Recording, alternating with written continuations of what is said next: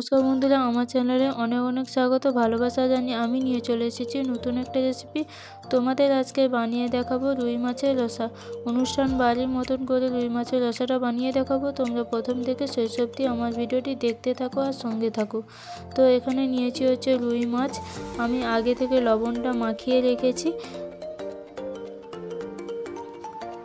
এখানে আছে কুচনো পেঁয়াজ, ডুমো করে কেটে রাখা আলু, টমেটোর পিউরি, আর এখানে আছে আদার পেস্ট, এখানে আছে রসুন পেস্ট। তো চলো, আমি মাছটা ভালোভাবে নুন তো মাখিয়ে রেখেছি আধ ঘন্টা আগে থেকে। এবার হলুদ গুঁড়োটা দিয়ে মাখিয়ে সুন্দর করে আমি ডুবো তেলে এগুলোকে ভেজে নেব।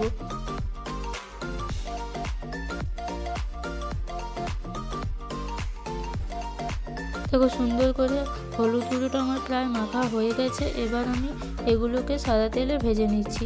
সাদা তেল আগে থেকে গরম করতে বসিয়ে দিয়েছিলাম, গরম হয়ে গেছে। এবার মাছগুলো এক এক করে দিয়ে আমি এবার ভেজে নেব উল্টে পাল্টে। দেখো, সুন্দরভাবে মাছগুলো ভাজা হয়ে গেছে এক সাইড আমার, আর এক সাইড এভাবে উল্টে দিয়ে আমি ভেজে এগুলোকে তুলে নিচ্ছি। এবার ওই তেলের মধ্যে আবার একটু তেল নিয়ে নেব, সর্ষের তেল, যেহেতু মাছটা হবে হচ্ছে সর্ষের তেলে, তার জন্য আমি সর্ষের তেল নিয়ে নিয়েছি। গরম হয়ে গেলে এরপর এর মধ্যে দিয়ে দেবো থেতো করে এলাচ আর দারুচিনি আর একটা তেজপাতা। এরপর গন্ধ উঠলে আমি এর মধ্যে দিয়ে দেবো হচ্ছে কুচনো পেঁয়াজ। কুচনো পেঁয়াজটা ভালোভাবে নেড়ে চেড়ে নেব, যাতে পেঁয়াজটা ভালোভাবে ভাজা হয়ে যায়, একটু কাঁচা না থাকে, সেই মতো অনুযায়ী পেঁয়াজটা লাল করে আমি ভেজে নিচ্ছি। এরপর আমি এর মধ্যে দিয়ে দেবো হচ্ছে পরিমাণ মতো লবণ। লবণটা দিয়ে পেঁয়াজটা ভাজলে তাহলে দেখবে পেঁয়াজটা ভালোভাবে নরম হয়ে যাবে আর সুন্দর করে ভাজাও হয়ে যাবে। তার জন্য লবণটা দিয়ে আমি পেঁয়াজটা ভালোভাবে ভেজে নিচ্ছি।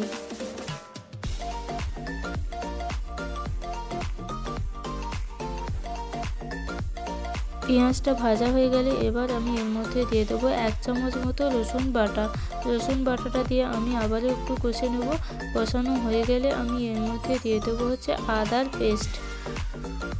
আদার পেস্টটা দিয়ে এর মধ্যে দিয়ে দেবো হচ্ছে হলুদ গুঁড়ো, যাতে আদার পেস্টটা দিলে না ছিটকোয়, তার জন্য আদার পেস্টটা দিলাম।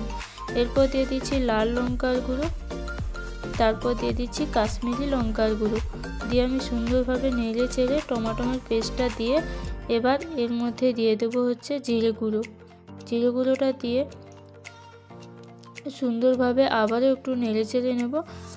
এর মধ্যে তেল ছাড়তে শুরু করলে এরপর আমি এর মধ্যে দিয়ে দেবো হচ্ছে ডুমো করে কেটে রাখা ভেজে রাখা আলুটা দিয়ে সুন্দরভাবে মশলাটা কষে নেব।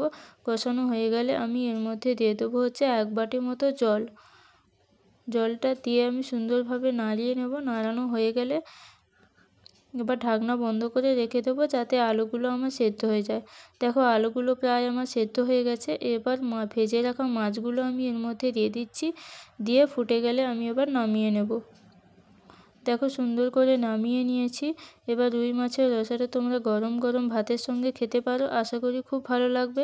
ভালো লাগলে লাইক, কমেন্ট এবং শেয়ার করে দিও। আর নতুন নতুন ভিডিও পেতে আমার চ্যানেলটিকে অতি অবশ্যই করে সাবস্ক্রাইব করে রাখো। ভালো থেকো, সুস্থ থেকো।